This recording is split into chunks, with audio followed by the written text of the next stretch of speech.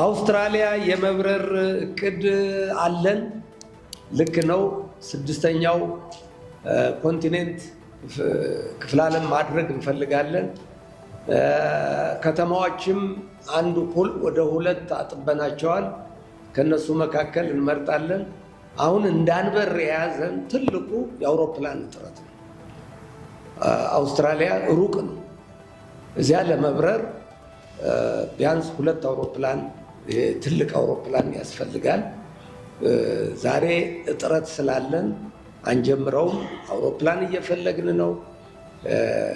እኛ ከአምራቾች ያዘዝናቸው አውሮፕላኖች የሚመጡት ከ2 ዓመት በኋላ በ28 መጀመሪያ በ2028 በ25 በ26 ከአምራቾች የምናገኛቸው 737 ማክሶች ናቸው።